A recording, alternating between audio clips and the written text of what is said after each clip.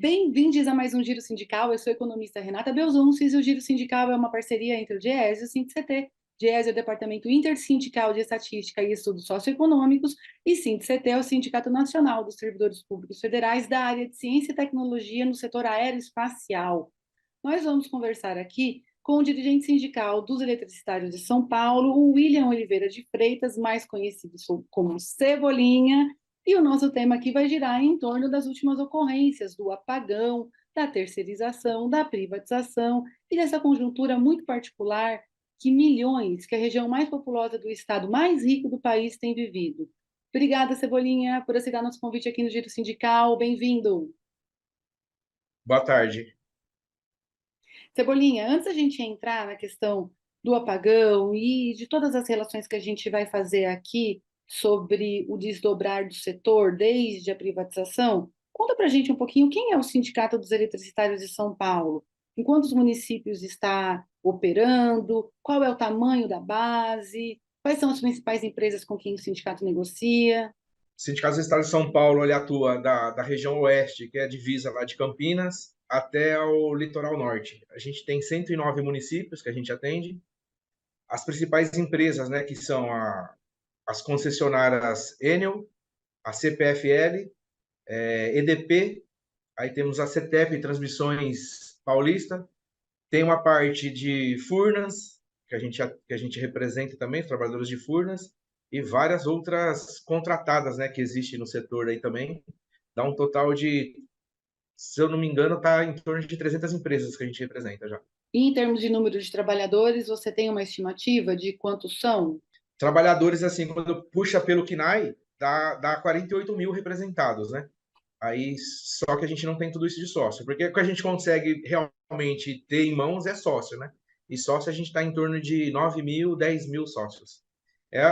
Assim, o Sindicato Universitários de São Paulo é o maior da América Latina, né? A gente é o maior do ramo aqui, depois vem pelo Sindicato de Campinas, né? Que é o segundo, né?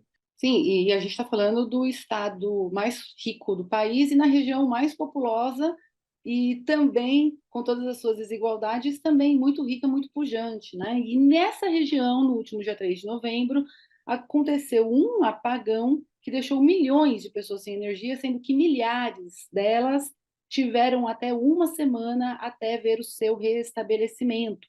Cebolinha, na avaliação do sindicato, qual é a causa desse apagão e quem são os responsáveis, se é que é possível já apontar algumas hipóteses? Nós sabemos que foi constituída uma CPI na Assembleia Legislativa do Estado de São Paulo, que está apurando.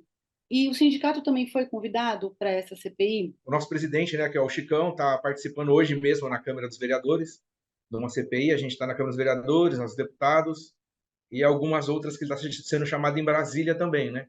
Quem são os culpados? Os culpados são vários. Não é só, igual aqui no caso do Estado de São Paulo, a Enel, né? Tem a sua culpa, mas já tem a culpa da agência reguladora, que é a ANEEL. No caso do contrato é muito falho, é muito vago. Agência reguladora, que é a Arcesp. Então, assim, a fiscalização não é feita totalmente como deveria por falta de funcionários fiscais.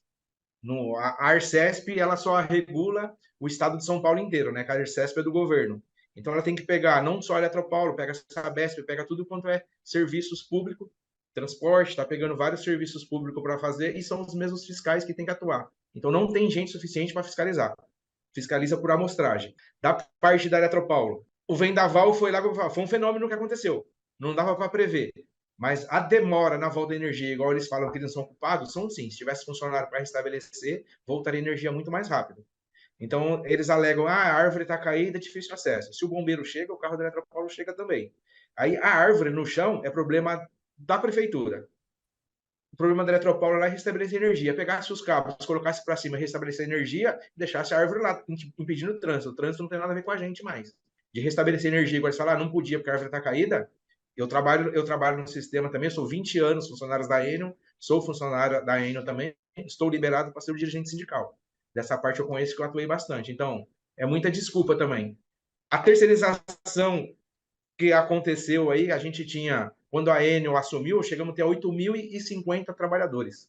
Hoje a gente tem menos de 3.900 trabalhadores próprios.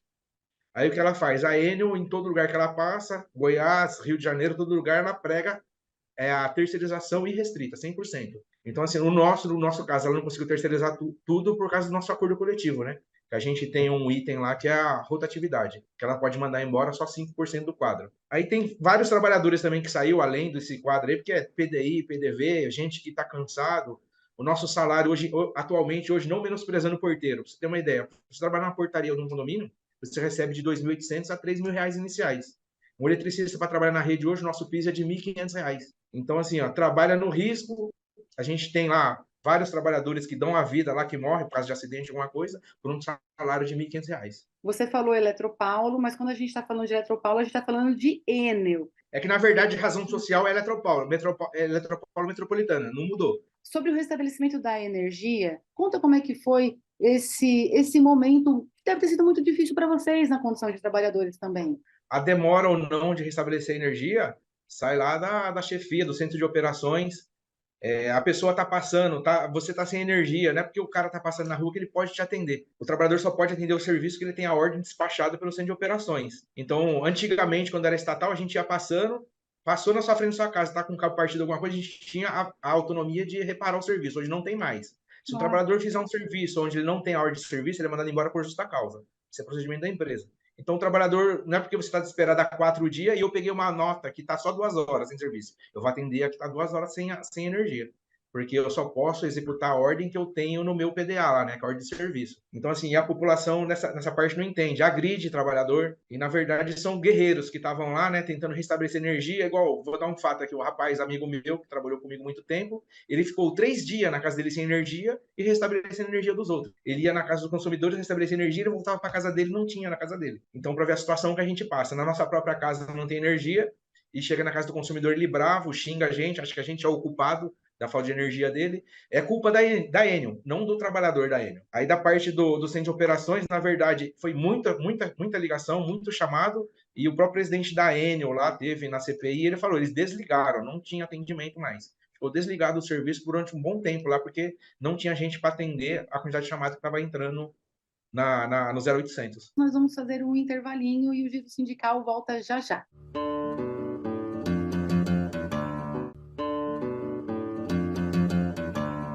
O Giro Sindical está de volta e hoje nós recebemos o Cebolinha, ele que é dirigente do Sindicato dos Eletricistários de São Paulo. Cebolinha, o apagão da Enel, da área de concessão da Enel, na região metropolitana de São Paulo, colocou em xeque, mais uma vez, a questão da privatização, justamente no momento em que o governador Tarcísio de Freitas fala em privatizar o metrô, a CPTM e a Sabesp. A privatização da Eletropaulo aconteceu em 98, no governo Mário Covas, e de lá para cá o que se assiste muito claramente é o aumento da tarifa, sem que o serviço melhore e alcance mais pessoas. Para os trabalhadores, a primeira consequência das privatizações, inevitavelmente, são as demissões. E o que eu queria te perguntar também, além de você falar um pouquinho para a gente dos números que você tiver aí, é se esses cortes eles foram justificados porque houve implementação de tecnologias que reduziam a mão de obra, ou se foram cortes motivados simplesmente por redução de custos. Bom, a empresa alega que é tecnologia implantada na rede, que no nosso ponto de vista é uma burrada, né? Porque eles instalam vários religadores automáticos. O que o religador automático faz? Caiu uma árvore na rede. Ele vai lá e desliga seu circuito, ele chega assim, não sei se já acompanhou, todas as concessionárias. Seu circuito pisca 3 vezes, pisca uma vez, volta. Pisca a segunda, volta. Piscou a terceira, não resolveu o problema, ele apaga. Aí os religadores automáticos do centro de operações, o pessoal picota o sistema, vai religando partes e deixa aquela parte que está com problema desligada. É bom para a companhia que ela fica menos clientes sem receber, porém o problema está lá. Cabo partido, alguma coisa que estourou, alguma coisa que deu problema, está lá. Eles deixam para atender depois. Então a tecnologia que foi atendida é essa, mas a redução é o capitalismo. A redução é para reduzir salário, que reduziu drasticamente. A época de estatal tinha em torno de 15 mil trabalhadores. Quando eu peguei, eram 8.050 para ser exato. Isso tem nos valores do acordo coletivo. Eu tenho até a tabelinha. Ó. Chegou a ter 8.050 trabalhadores em 2016. Canel até teve um apagão em 2015 para 2016, que teve esse problema também aqui no estado de São Paulo. E a ANEL obrigou a Enel, na época era essa, a contratar mais 1.000 trabalhadores.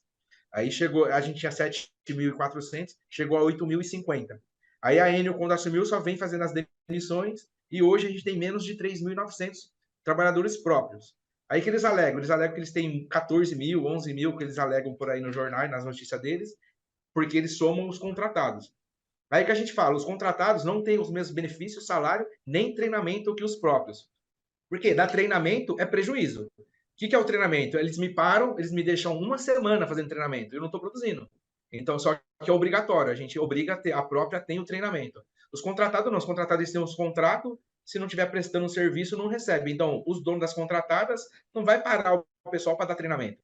Vai produzir, que é para a gente mandar nota para a Enel. Então, assim, ó, tem muitos trabalhadores que eram da Enel e estão na contratada hoje. Então, assim, ó, esse trabalhador tem expertise, tem a experiência que tem. Só que os novos que entram não têm o treinamento adequado igual a gente teve. O salário é totalmente diferente, então a redução da terceirização é isso. É para eles terem mais lucro em cima de salário do trabalhador. Então, terceiriza, precariza o serviço, porque o atendimento não é o consumidor não tem o atendimento que devia, porque os trabalhadores não têm o treinamento adequado conforme os próprios, não têm os mesmos equipamentos e não têm o mesmo suporte que a própria. Os terceirizados, eles trabalham, muitas não recebem salário em dia, que a gente tem, que a gente é do sindicato, a gente acompanha no dia a dia. Tem empresas que estão aí, ó, ficam 2 meses sem pagar salário, a gente tem que ficar brigando, não deposita seu vale-refeição, o VE, na Enel mesmo. Tem 4 empresas contratadas que demitiram trabalhadores. Uma, a gente está com um processo há 18 meses, simplesmente mandou embora, não pagou nenhum centavo. Aí depende do judiciário julgar lá, porque a gente está 18 meses brigando e não julga e não libera as verbas. Tem empresa que o rapaz tem, no caso, que a gente até teve que resolver na justiça. Ele separou e no pagamento dele tinha a pensão. A empresa desconta do lerite dele e não repassa para a dona da pensão lá, que é a ex-mulher dele. Aí ele recebe o processo, polícia, oficial de justiça chega na casa dele para tentar prender por falta de pagamento de pensão, só que é descontado diretamente do lerite. Ele não recebe dinheiro e repassa. É descontado diretamente do lerite. Então, assim, é a apropriação indébita que as contratadas fazem dos trabalhadores. E a Enel, a gente notifica a Enel, ela não faz nada com isso. Tem várias empresas que não depositam o básico, o fundo de garantia. Várias dessas empresas contratadas não depositam o fundo de garantia do trabalhador. A gente notifica a Enel, ela fala, não pode acontecer, a gente vai ver o que vai fazer. Mas tem empresa que está 24 meses sem pagar um centavo de fundo de garantia, que a gente representa. A reforma trabalhista liberou em 2017 totalmente as terceirizações. A Enel pegou a área de concessão em 2018. Então, ela aprofundou a terceirização. É correta essa afirmação? Com certeza, a Enel, por ela terceirizava 100% do quadro. Ela ia ter só os administrativos, alguém das operações lá como próprio. Essa é a vontade deles, deixam claro para a gente também. Eles querem terceirizar 100% do quadro. É o que eles pregaram em Goiás, no Rio de Janeiro. Rio de Janeiro era 100% terceirizado. Agora que eles estão tendo alguns trabalhadores próprios. Na semana passada, na sexta-feira, eles mandaram, porque ia ter aquela previsão que ia ter o novo vendaval de 100 km por hora aqui. Eles mandaram do Rio de Janeiro para cá 30 equipes para ficar de prontidão aqui, lá do Rio de Janeiro. O que aconteceu? O vendaval não passou aqui, passou lá. O que a gente teve que fazer da sexta para o sábado? Mandar essas equipes de volta para lá e levou 30 nossa para lá. A gente está sem equipe aqui agora. Se der alguma coisa aqui, a gente não tem equipe suficiente para atender. Então tá o pessoal, os trabalhadores próprios da Enel São Paulo, tem uma boa parte que está lá ajudando a restabelecer no Rio de Janeiro. Num caso crítico como o que a gente teve a partir do dia 3 de novembro, em que a gente precisou, em que a companhia precisou mobilizar uma operação muito grande, e prejudica ela ter terceirizados, no sentido de que você precisa colocar todo mundo na rua, você precisa fazer uma sincronização, você precisa fazer uma priorização, você precisa fazer algo de maneira muito coordenada. É mais difícil entre os terceirizados, a linha de comando, de geração de tarefas e responsabilidades fica mais prejudicada, ou é tudo igual, ou não é esse o problema da terceirização? Próprio, a gente recebe já a reclamação do 0800, chega para a gente, aí quando vai para o nosso próprio ser atendido, o nosso centro de operações já passa para a gente já vai atender mais rápido. Quando vai o terceirizado, o nosso centro de operações transmite para o centro de operações terceirizado, o centro do terceirizado tem que resgatar o pessoal na rua, parar o serviço que estão fazendo para colocar em emergência. A maioria da equipe de contratadas, eles estão trabalhando em construção de rede, muita pessoas trabalha no corte e religa e coloca todo esse pessoal para atender emergência. O que acontece? Esse pessoal não tem experiência de emergência.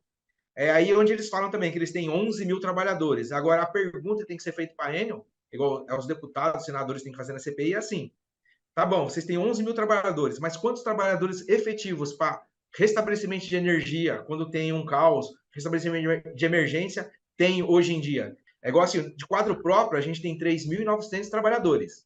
Dos 3.900 trabalhadores, quantos são operacionais? Aí dos operacionais, tem que tirar quantos atende emergência. Eu sou um trabalhador hoje operacional, eu estou no quadro dela. Na hora que ela passar para você, eu estou lá no 3.900. Só que eu não estou atuando, porque eu estou licenciado para o sindicato. Vamos falar que ela fala que 1.500 são operacionais. E deve dar próximo disso aí, 1.500 operacionais. Só que de 1.500 operacionais, tem o pessoal que trabalha no corte-religa, tem o pessoal que trabalha só em restabelecimento de automação, tem o pessoal da transmissão. Efetivo mesmo, que restabelece a energia da população, deve ter uns 500. Então, nós vamos fazer mais um intervalinho e o Giro Sindical volta já já.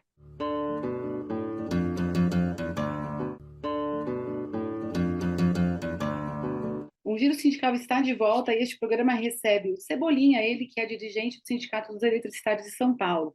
Cebolinha, a Enel ela atua em São Paulo, Rio de Janeiro, Ceará, também no setor de renováveis, mercado livre de energia e outros negócios relacionados. Apenas na concessão da área metropolitana de São Paulo, ela registrou nos 9 primeiros meses desse ano 1 bilhão e 100 milhões de reais de lucro. Houve um crescimento de 28% com relação ao mesmo período do ano passado. É um lucro maior, uma tarifa que o consumidor sente cada vez maior, com um peso cada vez maior no bolso, menos planejamento, pior serviço, pior condição de trabalho. Essas interrupções é uma coisa que o consumidor ele sente um aumento. Cada ameaça de chuva já se pega uma vela. A perspectiva é que o serviço continue apresentando essas falhas.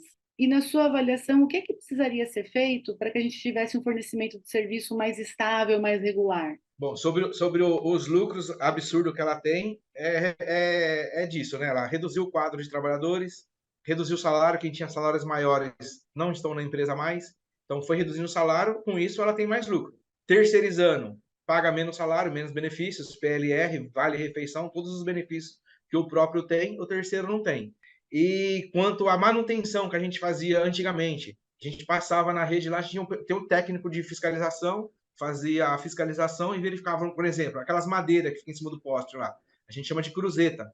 Então, assim, ó, hoje em dia tem muita, mas não é pouca, não, é muita cruzeta. Qualquer circuito que você correr aqui no estado de São Paulo, aqui na região, tem muita cruzeta podre. E a empresa não trabalham trocando preventivamente. Eles jogam com a sorte e falam assim: deixa até cair. O dia que cair, a gente restabelece. Tanto é que a gente estava na CPI, a gente até fez uns circuitos por aqui. Num circuito nós corremos, nós achamos mais de 50 cruzetas com problema. Aí sim, vários outros problemas que tem. Na cruzeta é mais fácil de visualizar, porque tá lá em cima segurando os cabos de 13.000 volts. Então, assim, é árvore. Aí, árvore não é só um problema da Enel, é um problema da prefeitura também. Então, assim, ó, a árvore, antes de chegar no cabo, antes de encostar no cabo, responsabilidade da prefeitura. Só que ela não faz a parte dela de cortar antes. Depois que chegou a encostar no fio, aí tá lá na norma, é responsabilidade da Enel. E quando encosta na fiação, a gente demora para dar um atendimento também. Daí quando dá vendaval, dá ventania, cai a árvore, tá lá encostada e faz e acontece o que aconteceu agora aí, né? Dá aquele monte de árvore que caiu, por quê? Não foi podada, não foi feita a preventiva. Então, assim, ó, ela não tá fazendo prevenção para ter lucro, por quê? Ter trabalhador na rua fazendo essa prevenção, troca de cruzeta, troca de equipamentos antigos, é gasto. Vai ter que comprar equipamento novo para repor, é melhor lucrar e mandar embora para a Itália, né? Que é o esquema que a Enel faz. Antigamente era a ESTE, que era americana, pegava nosso dinheiro e mandava para os Estados Unidos. Hoje é uma empresa estatal italiana que comanda aqui e manda o dinheiro todo para a Itália e a gente fica sem nada aqui e o atendimento é péssimo para o consumidor por causa disso. Não há investimento na rede, eles falam que investe, mas investe em tecnologia para tirar trabalhador. Mas investir em coisas que estão aí, igual cruzeta, um monte de coisa que já está pronta, que poderia melhorar para não dar falta de energia futura, essa parte eles não fazem. Também a gente tem assistido que há muitas empresas que foram privatizadas em outros países, que fornecem energia elétrica, que estão na área de energia, mas que estão sendo restatizadas.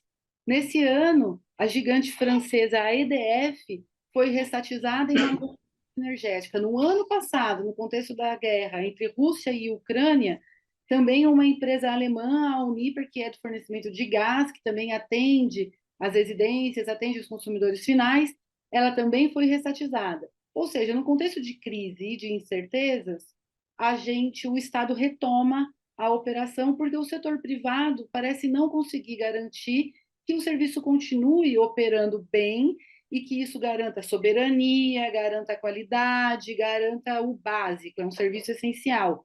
Esses exemplos eles podem revelar a inadequação que o setor de energia e o setor de energia elétrica em especial fique na mão de privados? A nossa avaliação que deveria ser estatal, tanto energia quanto água, nunca deveria estar na mão de outros. Água e energia é um bem comum para todo mundo precisa para sobreviver. E a gente falar que uma empresa não tem que ser estatal e sim privada, você pode pegar qualquer uma. A EDP é uma empresa estatal espanhola, portuguesa. A Enel é uma estatal da Itália. Então, só as empresas estatais vêm comprar nossas concessionárias aqui. Aí fala que é o pessoal mesmo que gosta de privatizar. A estatal não funciona. Não funciona aqui, né? Porque as estatais de fora vêm e compram aqui. E assim, a gente está contra o mundo, né? Todo mundo lá fora falando, não serve privatizar. Água e luz tem que ser estatal, porque o governo tem que dominar, porque um país de fora. Imagina um país de fora tomando conta de toda a nossa água e fala assim, não, a água não vai ser para cá, vai embasar e vai mandar tudo para fora. A gente fica sem água boa. E a luz, de repente, eles estão tomando conta, tem uma guerra, alguma coisa, eles apagam, faz um apagão, desliga toda a nossa energia aqui. Então, uma empresa na mão do governo italiano, tomando conta das nossas concessionárias, de todas as outras fora, né? Italiana, porque é a Enel. A EDP é uma portuguesa. Então, estatais de fora vêm, compram nossas empresas aqui e viram privadas na mão de estatais de fora. Então, assim, é todo contramão, todos outros lugares fora do Brasil tá falando que não funciona. Estão reestatizando. Enquanto aqui a gente briga para privatizar mais coisas ainda que é essencial à população. Todas elas, CPFL, a Electro, EDP, Enel, todas elas são empresas estatais de fora, uma de cada lugar, uma da China, uma de Portugal, uma da Itália, uma colombiana, todas estatais de fora vêm e compram nossas empresas que eram estatais e para a gente é privada. E manda o nosso dinheiro para... O que uma estatal faz? A estatal não tem que ter lucro. Antigamente, quando era Eletropaulo, os funcionários da Eletropaulo tinham bons salários, tinha coisa errada, igual o pessoal fala, tinha. Quando é estatal tem alguma coisa errada, tem que ir lá e consertar o erro. Não simplesmente privatizar e falar assim, acabou a roubalheira, igual eles falam, né? Quando privatiza, fala, acabou a roubalheira. E mandar todo o nosso dinheiro daqui, que deveria ser lucro, e gerado melhoria da energia, melhoria da qualidade de vida, que é uma obrigação da estatal, né? Não só na energia, ainda melhorar o meio ambiente da população em volta daquele benefício, que é no caso da Eletropaulo. Não, pega esse lucro que devia ser investido aqui e mandar para fora, não uma roubalheira, meu ponto de vista é esse. Mandar todo esse lucro para a Itália não é roubar. Bom, a justificativa da empresa para o apagão do início de novembro foram os fortes ventos. Também as árvores, aí nisso houve um jogo de empurra, que você já citou aqui. Mas, Cebolinha, nós estamos, infelizmente, em um momento em que a mudança climática ela exige cada vez mais árvores. Nós estamos passados aí por ondas de calor e a gente percebe nitidamente, não precisa ser cientista, não precisa ser climatologista para saber que é muito mais gostosinho para fugir desse calor, um ambiente mais arborizado do que a nossa selva de pedra, a nossa pauliceia. A companhia, ela também tem se comportado nesse caso como uma negacionista, porque ao negar que a gente vai passar por eventos climáticos extremos com cada vez mais frequência e ela não se preparar, ela entra na mesma chave, ela é uma negacionista. E nesse sentido, cabe à ANEEL e à Arcesp fazer a regulação para que as empresas elas se preparem, porque elas por si só elas não vão fazer porque elas são motivadas pelo lucro. Mas parece que nem a ANEEL nem a Arcesp têm feito outra coisa senão garantir o lucro dessas empresas. Se você andar nas vias de São Paulo, você pode colocar assim, ó, vou chutar um número aqui, ó, 60% das árvores plantadas estão plantadas no mesmo lado que está a rede. Não podia ser feito um planejamento e ser plantadas as árvores do lado oposto? E o outro lado da rua não tem a rede e não tem a árvore. É poucas árvores que estão do lado oposto da nossa rede. Primeira coisa, na hora de plantar, aí a parte da prefeitura, ela tem que autorizar a árvore a ser plantada, tem que ser uma árvore que não vai crescer até chegar lá no nossa rede primária de 13 mil. Fazer o estudo, a plantar a árvore correta, que não vai prejudicar, já é um ponto. Não plantar do mesmo lado que a rede, e se plantou, tomar conta, que daí vira da prefeitura tomar conta. Então ela tem que ir lá e tomar conta. Já os órgãos fiscalizadores, esse é o contrato da privatização. É igual a Enel. A Enel joga conforme o contrato. O contrato é frouxo. O contrato que a ANEEL tem para regular as concessionárias é frouxo. Então, assim, ó, as concessionárias jogam com o que tem na mão. Um exemplo, se a empresa ir lá e trocar uma cruzeta, igual eu estava falando, tem muitas cruzetas podres na rua, no contrato não diz que ela é obrigada a trocar e ela não recebe por isso, entre aspas, que está na tarifa. Só que se ela trocar, se você bater um carro, caiu um poste, quando ela derrubou um poste, aí a ANEEL, a Arcesp, valida na revisão tarifária. Ela trocou tantos postes, então ela teve um gasto, um investimento de tanto, então vamos fazer isso na revisão tarifária. Se simplesmente ela ia trocar só uma cruzeta, por exemplo, não está no contrato, então assim, ela não recebe por isso, e é por isso que as empresas vão lá e falam assim, não, eu não recebo por isso, não vou fazer. Só que não recebe entre aspas, no contrato de concessão estava lá. Ela recebeu a rede funcionando e ela tem que manter funcionando. Então assim, ó, se ficou podre, ela recebeu boa. Se está podre, na concessão lá, quando ela comprou, ela sabia que ela tem que deixar em ordem, ela tem que ir lá trocar sim, fazer a prevenção para não ter interrupção de energia. Só que no contrato ela não toma penalidade por não trocar. Ela alega que eu vou trocar se eu não vou receber, e a ANEL olha lá no documento, ela só vai receber se ela trocar o poste. Então ela espera cair o poste, cair tudo para restabelecer, que daí ela recebe por isso na revisão tarifária, que é feita todo ano. A Arcesp, a gente pouco ouve falar, né? A gente pouco ouve falar. De vez em quando ouve-se falar mais até da ANEL do que a da Arcesp. A Arcesp tem um papel, ou deveria ter um papel aqui no estado de São Paulo, assim como as outras estaduais, cada um em seu estado? Sim, quem regula todo o contrato de todos os concessionários é a ANEEL, que é o órgão federal. Aí, no estado de São Paulo, a gente tem a Arcesp, que é a agência reguladora que tem um contrato com a ANEEL. Então, assim, ela é um órgão do governo do estado de São Paulo que fiscaliza todo o estado de São Paulo é fiscalizado pela Arcesp. Aí tem que fazer a fiscalização de cobrança indevida, toda a parte de regulação de energia elétrica, a Arcesp tinha que estar atuando 100% em cima, fiscalizando como que está nas condições da rede, qual o trabalho que está sendo feito pelas concessionárias, todas as concessionárias do estado de São Paulo. Estão fazendo efetivamente o contrato diz? Está sendo atendida a população da forma que deveria? E é uma coisa que é frouxa e eles não fazem 100%, né? Uma por falta de pessoas também na Arcesp. É poucos trabalhadores na Arcesp, que o governo não quer contratar. Se eu não me engano, são 20 fiscais que a Arcesp tem para o estado de São Paulo. Então, assim, dos 20, daí você pega aquele pessoalzinho que tá fazendo só o serviço administrativo, não estão em campo. Então vai sobrar 11 fiscais para o estado de São Paulo. Então, assim, quando se fala de Arcesp, do estado, o estado de São Paulo. Pega o estado inteiro, são 20 fiscais para regular todas essas concessionárias. Então, vai ser, eles fiscalizam corretamente? Quando sair para campo, pode até ser que fiscalize, quando ele sair para campo. Mas como que vai atender o estado inteiro com 20 pessoas? E eu te agradeço demais aqui pelo seu tempo e estamos aqui à disposição para uma próxima oportunidade. Eu que agradeço e eu fico o recado, né? O pessoal que quer privatizar e é a favor de privatizar a Sabesp, dê uma olhadinha como está a Eletropaulo, que o pessoal só pensa em lucro. Obrigada, Cebolinha. Seguimos por aqui. Tchau, tchau. Obrigado, tchau, tchau.